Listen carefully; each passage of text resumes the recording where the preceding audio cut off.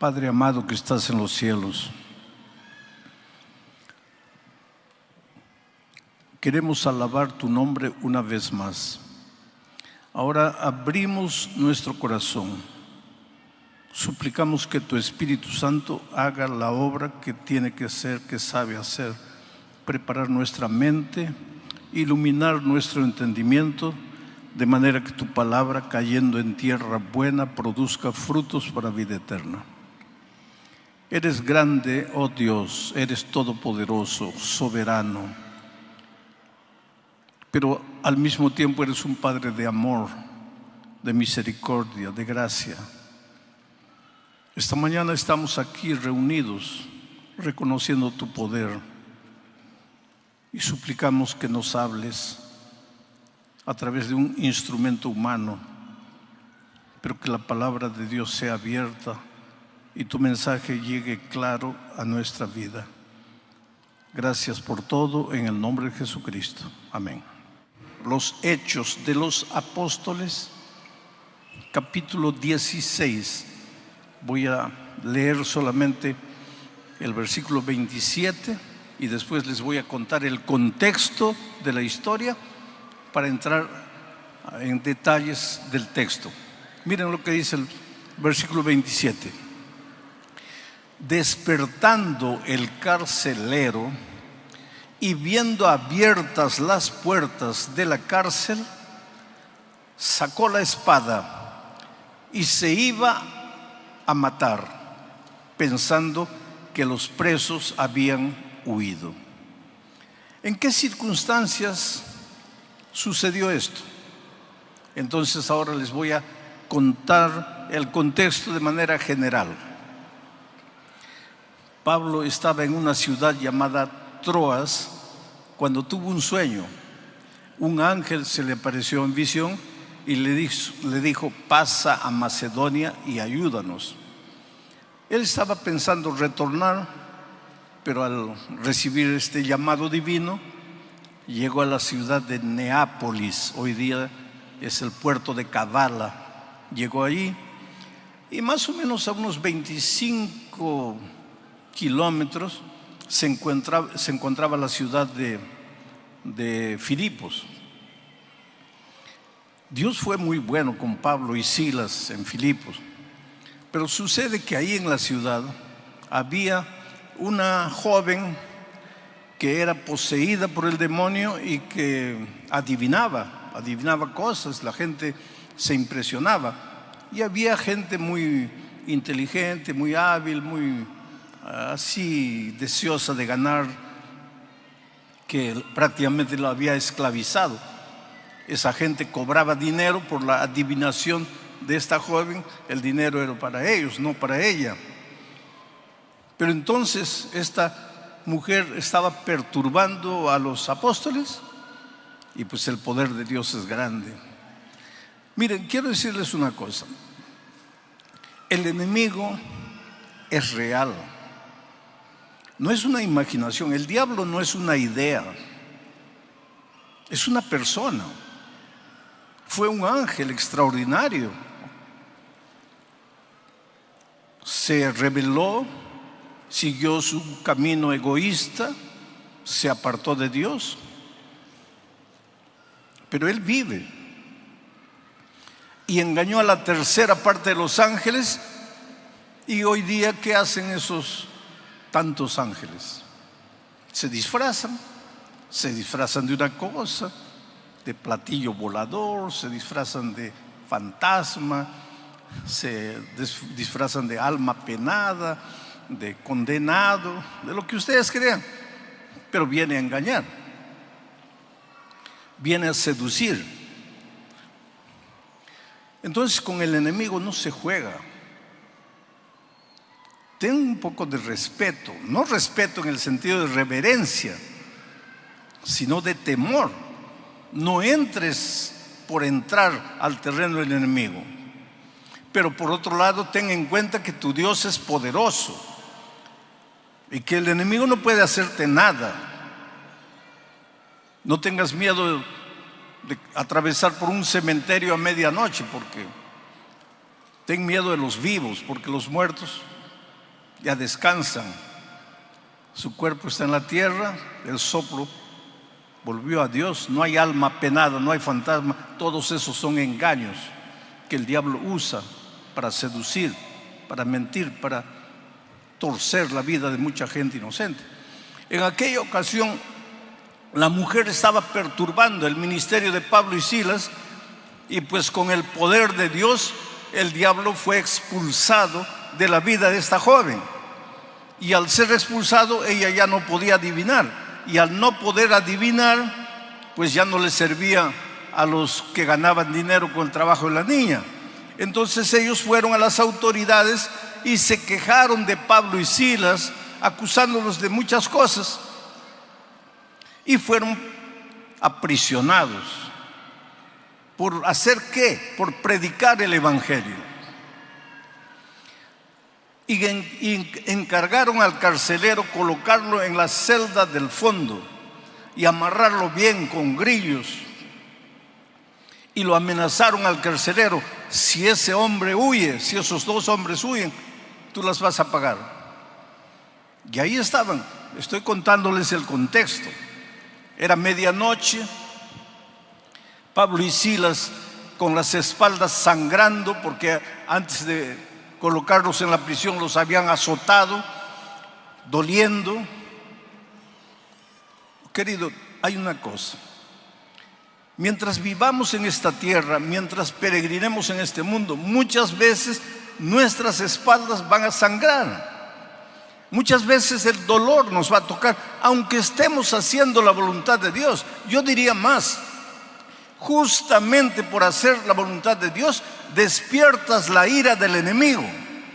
Prepárate, porque si tú crees que la vida cristiana es un mar de rosas donde todo te va a salir bien, no estás teniendo una visión correcta del evangelio. Al entregarte a Cristo, vas a tener un Dios todopoderoso a tu lado, miles y miles de ángeles para protegerte, defenderte, darte fuerza para continuar el camino. Pero que el enemigo va a venir con todo encima de ti, sí, prepárate, puede ser que sí. ¿Por qué Pablo y Silas estaban presos? Por predicar el evangelio, por hacer la voluntad de Dios, por expulsar un demonio. Estaban a medianoche con las espaldas sangrando, pero cantando. Estaban de noche con las espaldas sangrando, pero cantando. Aquí hay una verdad interesante. Mientras peregrines por el desierto de este mundo, no eres inmune al dolor. El dolor te puede alcanzar porque vives en un mundo de dolor. El dolor muchas veces es inevitable, pero el sufrimiento, que es rumiar el dolor, el sufrimiento es una opción. Tú sufres porque aceptas acariciar el dolor. El sufrimiento es el estar rumiando el dolor. Pero ¿qué hago si mi esposa falleció? Si mi hijo descansó, si estoy con cáncer, si he perdido el empleo, ¿debo alegrarme? No, querido, no debes alegrarte. Pero no puedes estar pensando en lo que te sucedió y pensando. Levanta tus ojos al cielo, clama a Dios. Estás herido, con las espaldas sangrando, pero canta. Eso es lo que hacían Pablo y Silas. Porque si ya estás con las espaldas sangrando y te pones a lamentarte, vas a sufrir más. El dolor es inevitable, pero el sufrimiento es una opción. Entonces, Pablo y Silas estaban cantando. Y cuando tú, en medio del dolor, en medio del sufrimiento, alabas a Dios, cantas a Dios, va a suceder algo extraordinario, porque Dios se alegra con la alabanza, con el loor de sus hijos. Aunque estés sufriendo, si tú cantas a Dios, si tú alabas a Dios, si tú levantas las manos al cielo y le dices: Señor, estoy sufriendo, me duele, no quisiera sufrir, pero ya que el dolor sufrió, ayúdame a alabarte en medio del dolor, va a suceder algo extraordinario. Dios no permanece inerte, no se cruza de brazos. Él es un Dios vigilante. Él conoce los detalles de tu vida. No hay nada oculto para Él. Tal vez el drama que estás viviendo lo guardas como un secreto en tu corazón y nadie sabe, pero Dios sabe. Aprende a alabar a Dios en medio del dolor, en medio de las lágrimas. Y si tienes que cantar llorando, llora, pero canta. Alaba el nombre de Dios. Él te ama mucho, y si permite que el dolor llegue a tu vida es porque Él tiene algún motivo que tú no entiendes hoy. Dios te ama y quiere prepararte y quiere hacerte crecer. Estudiamos en la lección de la escuela sabática la figura del destetado, del desmamado. Es una figura interesante. ¿Quién sufre más cuando un nené es desmamado? ¿La mamá o el nené? Claro, el nené quiere el pecho materno. Desde que ha nacido ha estado en el pecho materno. Pero la mamá sabe que llegó el momento de crecer, de avanzar. No puede estar mamando la vida toda. Tiene que ser desmamado. La mamá sabe y entiende, pero el bebé no sabe ni entiende. Él solo llora. Pero ¿quién sufre más? Yo creo que la madre. Yo creo, porque yo soy hombre. Nunca di de mamar. Pero la madre me entiende. La madre sufre terriblemente al ver a su hijito llorando, pero sabe que tiene que llorar para crecer. Ese es Dios. ¿Tú crees que cuando tú sufres, Dios no está triste? No, Dios no quisiera correr, no quisiera auxiliarte inmediatamente, pero es necesario porque el dolor te forja. El fuego lapida el oro, purifica el oro. Tú eres oro, pero necesitas purificarte. Y el instrumento para eso es el dolor. El diablo inventa el dolor. El dolor nace en la mente del diablo. Pero ya que vivimos en este mundo y el dolor nos va a tocar, Dios utiliza el dolor como un instrumento de crecimiento. Imagina aquella noche Pablo y Silas cantando. De repente ocurrió lo extraordinario. Un terremoto. Las paredes temblaron. Algunos lados de la prisión cayeron. Y cuando el carcelero despertó, lo primero que pensó fue: los prisioneros se han escapado. Y si se han escapado, yo estoy mal, porque me han dicho que yo soy el responsable. Y si los dejé escaparse, ellos me van a matar a mí. Estoy perdido. Ya no hay solución. La única solución para mí es la muerte.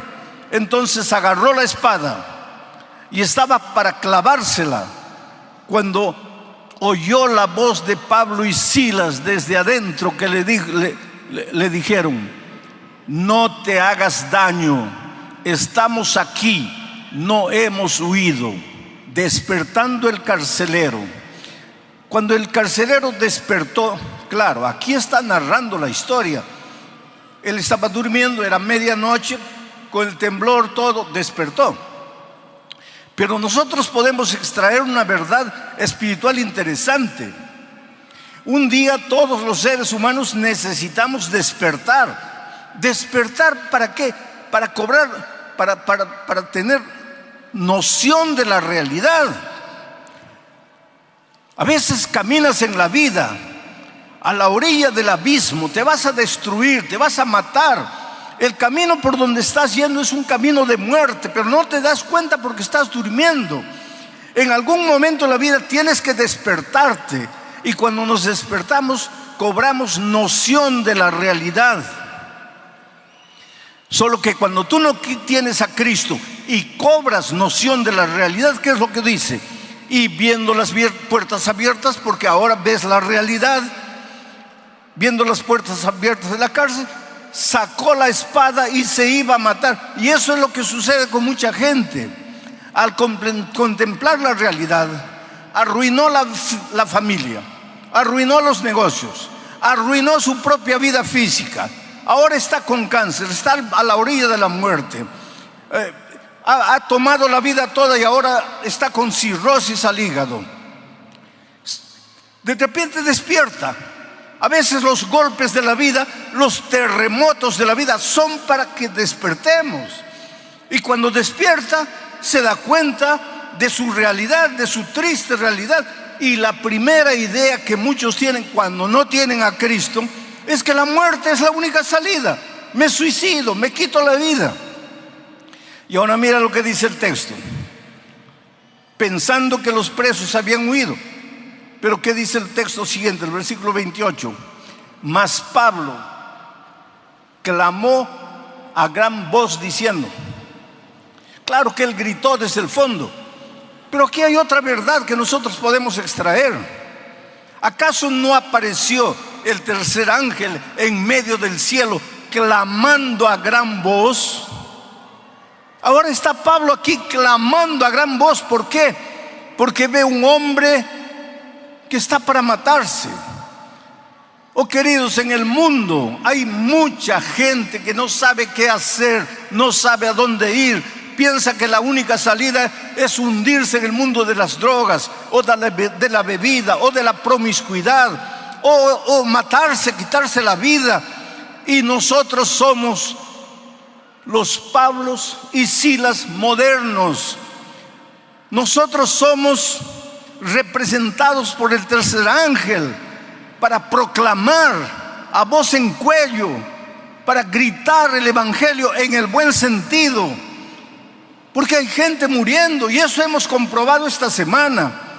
Miles de personas entregándose a Cristo, miles de personas que algunas de ellas nunca quisieron saber nada de Jesucristo, escucharon la voz clara del Señor Jesús diciendo: hijo, yo te amo, y fueron y se entregaron al Señor Jesús. Sigo leyendo el texto, versículo 29. Él, el carcelero, al oír la voz de Pablo y Silas, él entonces, pidiendo luz. Claro, el texto es una cosa, yo estoy sacando lecciones espirituales. Él pidió luz porque estaba oscuro, escuchó la voz y quería ver si los prisioneros estaban ahí, por eso pidió luz. Cuando los pecadores despiertan porque oyen la proclamación clara del evangelio, inmediatamente se dan cuenta que necesitan luz, y la luz es la palabra de Dios. Lámpara es a mis pies tu palabra, lumbrera mi camino. Es la antorcha que alumbra en lugar oscuro. Pidió luz y se precipitó adentro. Y cuando vio que los discípulos estaban ahí, temblando, se postró a los pies de Pablo y de Silas. Versículo 30. Y sacándolos les dijo: señores, ¿qué debo hacer para ser salvo? Ahora vamos a analizar esta pregunta. El hecho de que el carcelero preguntó: señores, ¿qué debo hacer para ser salvo?, es una evidencia de que él se dio cuenta que estaba perdido. Él despertó, sus ojos se abrieron, la luz iluminó su entendimiento, y su primera pregunta es: ¿qué debo hacer para ser salvo? porque se sentía perdido. Era consciente de que estaba perdido. ¿Y por qué? Porque él no tenía lo que los apóstoles tenían. Porque él, delante de una situación, quiso matarse, mientras que los apóstoles, con las espaldas sangrando, delante de la condenación, alababan el nombre de Dios y cantaban. Entonces él debe haber pensado: ¿pero qué tienen ellos que son capaces de cantar en medio del dolor? ¿Y qué me falta a mí? Que con un simple terremoto ya quiero matarme. Lo cierto es que él se dio cuenta que los discípulos, los apóstoles, tenían algo que él no tenía. Miren la responsabilidad que Dios nos da. Cuando caminemos por la vida, las personas tienen que ver por nuestra manera de vivir, de ser, de hablar, de conducirnos. Tienen que entender que hay algo en nosotros que no es normal, no es humano, es de Dios. El carácter de Jesucristo tiene que reflejarse en nuestra vida de tal manera que seamos el Evangelio andando, el Evangelio caminando. De tal manera que las personas vengan y digan: ¿qué tienes? Eres diferente. ¿Por qué eres así? Señores, ¿qué haré para ser salvo? Esa pregunta revela que él era consciente de que estaba perdido. Esa pregunta también revela que él no sabía cómo se podía alcanzar la salvación. Por eso preguntó: ¿qué debo hacer para ser salvo? Él era consciente de su estado de perdición y no sabía cómo alcanzar la salvación.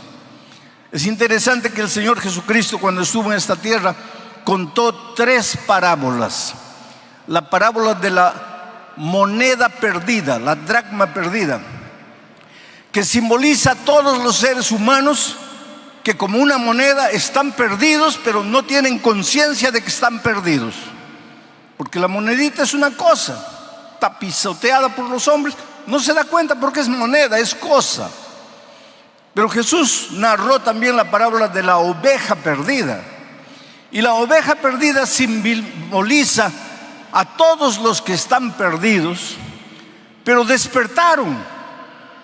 Sus ojos fueron abiertos y se dan cuenta que están perdidos y quieren alcanzar la salvación, pero no saben cómo, no saben dónde. Como la ovejita que se da cuenta que está perdida y bala, corre desesperada de un lado a otro, se da cuenta que está perdida, pero no conoce cuál es el camino que la va a llevar de vuelta a la casa.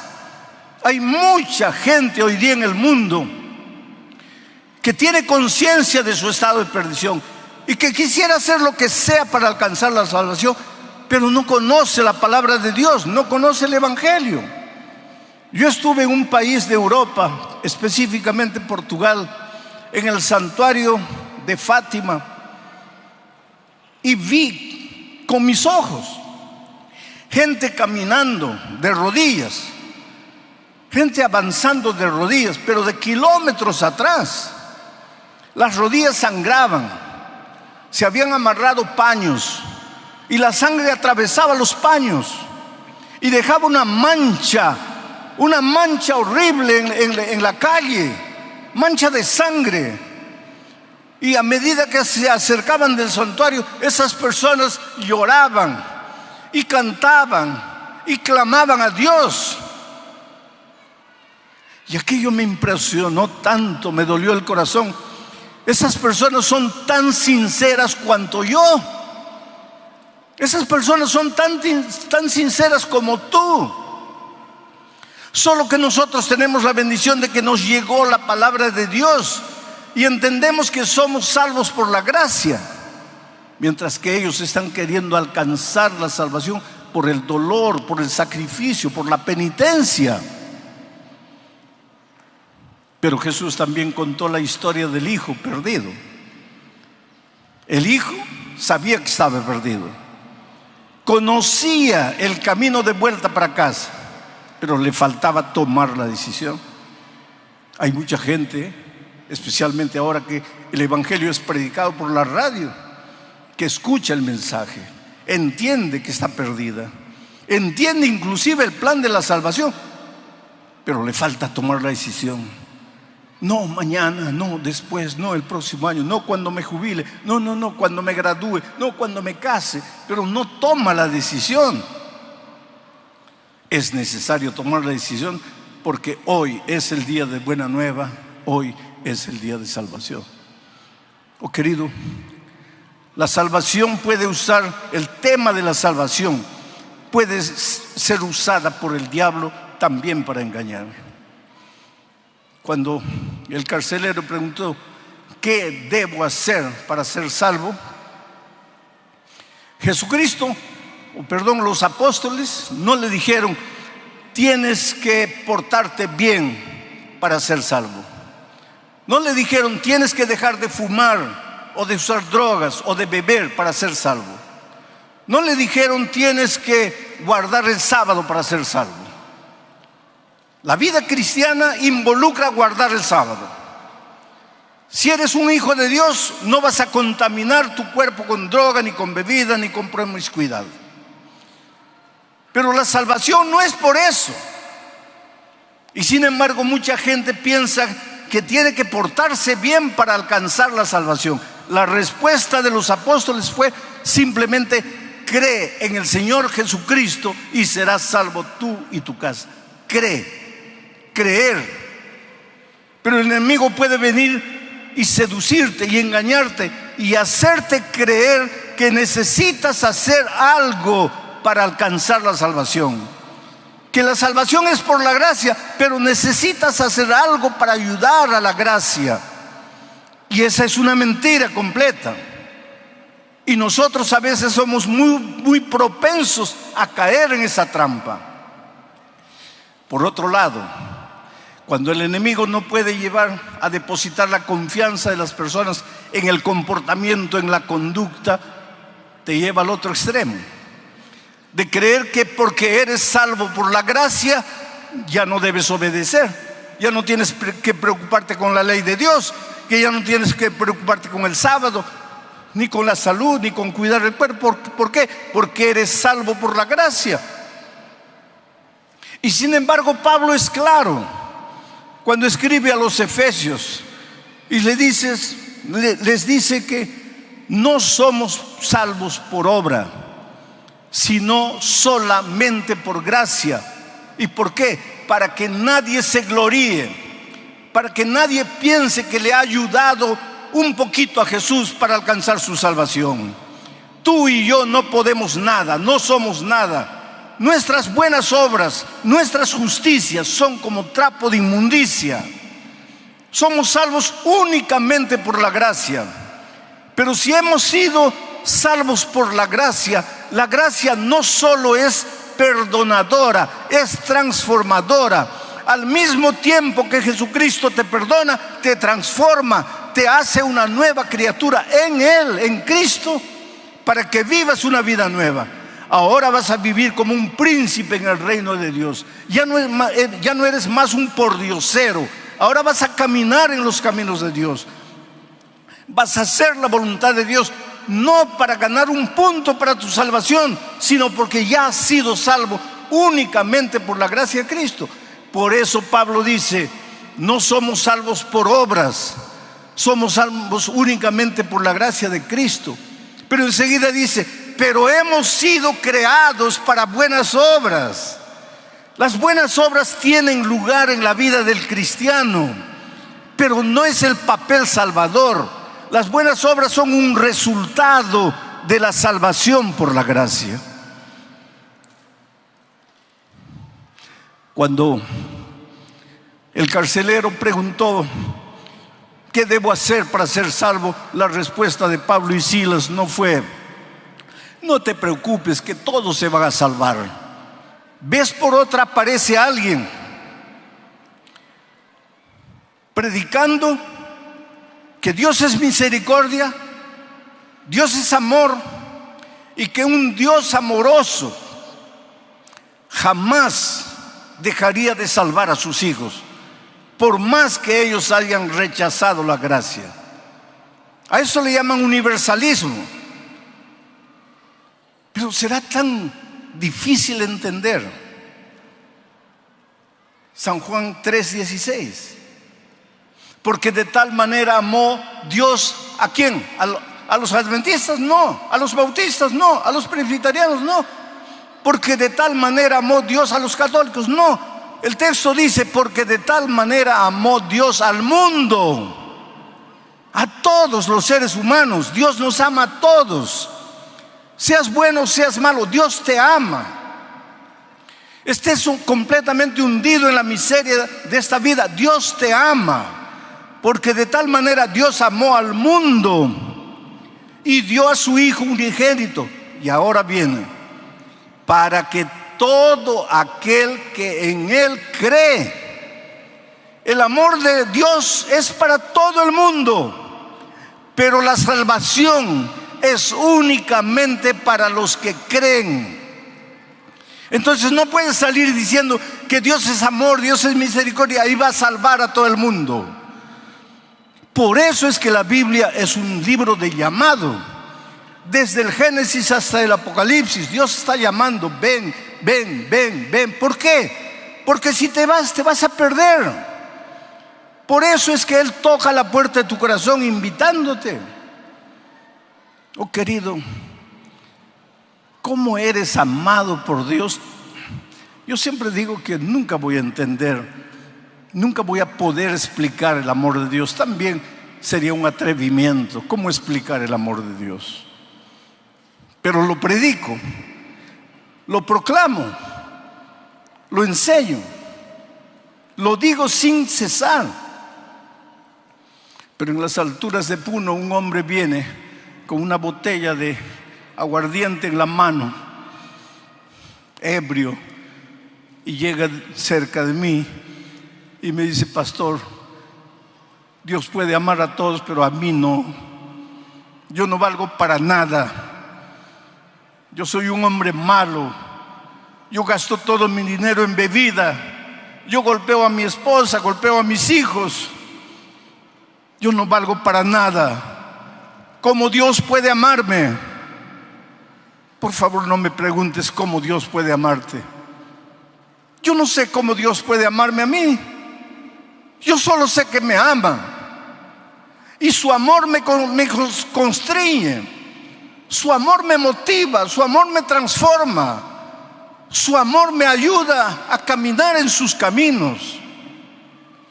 No importa quién eres, no importa cómo vives o cómo has vivido hasta aquí. ¿Qué debes hacer para ser salvo? Cree en el Señor Jesucristo y serás salvo tú y tu casa. Ahora voy a terminar de leer el texto para entrar en la parte final de mi mensaje. El versículo 30 dice: y sacándolos, el carcelero a Pablo y Silas, sacándolos, les dijo: señores, ¿qué debo hacer para ser salvo? El versículo 31, ellos dijeron: cree en el Señor Jesucristo y serás salvo tú y tu casa. 32, y le hablaron la palabra del Señor a él y a todos los que estaban en su casa. 33, y él, tomándoles en aquella misma hora de la noche, les lavó las heridas y enseguida se bautizó él con todos los suyos. Qué final feliz. Sabes, yo tengo el mismo sueño que tú tienes, de ir un día al reino de los cielos. Y cuando esté ahí, me voy a acercar de un ángel y le voy a decir: ¿podrías mostrarme dónde es la casa del carcelero de Filipos? Y seguro que él me va a indicar: es por allá.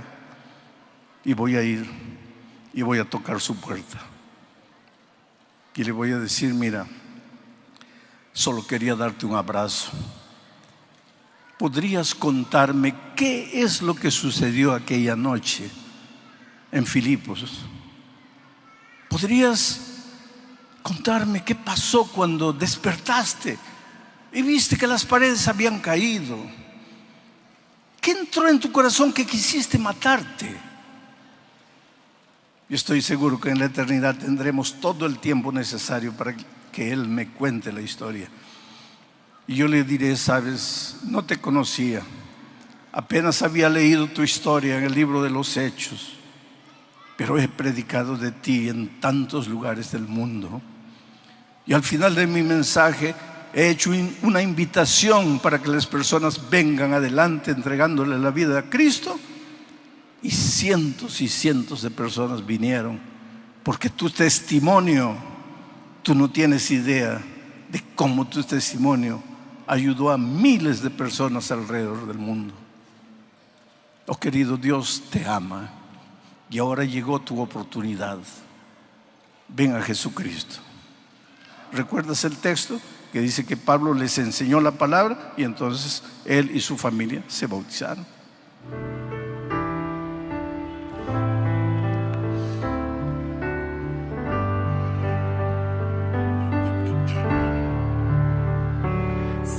Las pruebas de esta vida debilitan ya tu fe, y en tu mente surgen dudas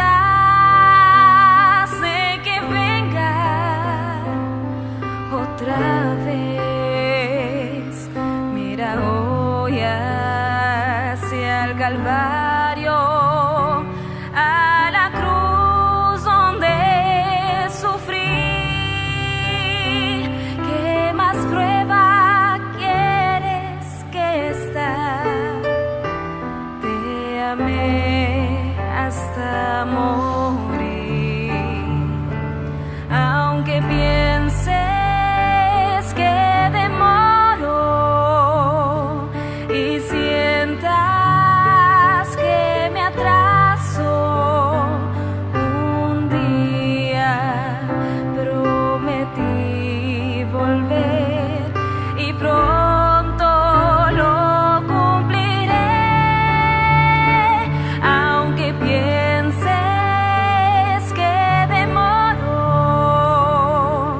y sientas que me atraso, yo no me olvidé de ti. Vendré otra vez.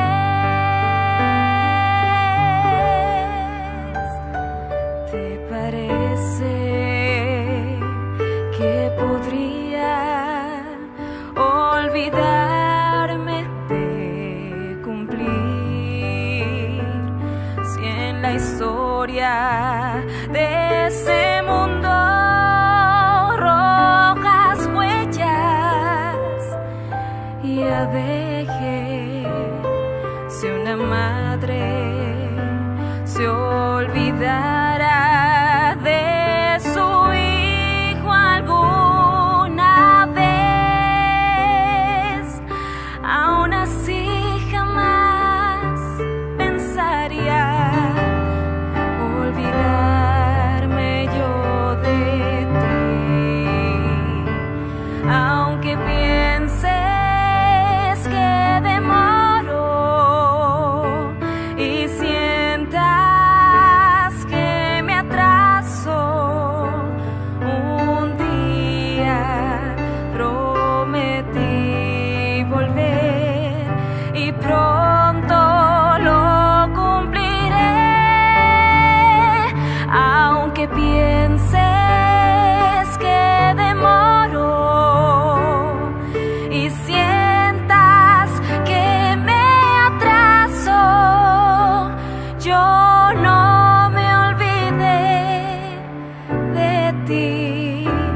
Vendré otra vez.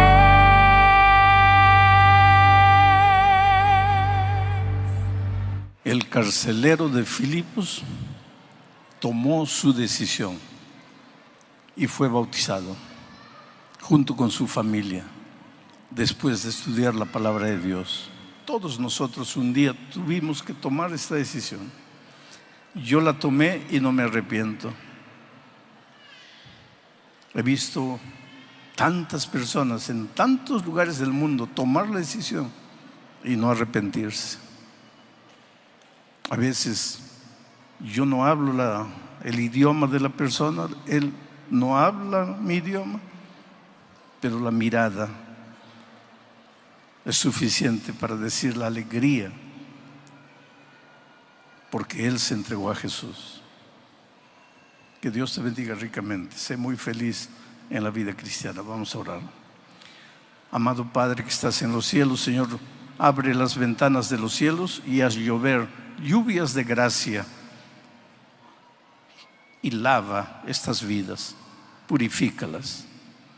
Acepta la mente, el corazón, el cuerpo que es colocado en tu altar como sacrificio. Oh Señor, cuida de estas personas al estudiar la palabra, al prepararse para el bautismo. Guárdalos en tu amor siempre. Y un día, cuando Cristo venga, danos la alegría de ir con Él al reino de los cielos. En esta tierra, mientras tanto, manténlos firmes, sin caída. Guárdalos en tu amor, defiéndelos, protégelos. Bendice sus manos para que lo que toquen sea también bendecido. En el nombre de Jesús. Amén.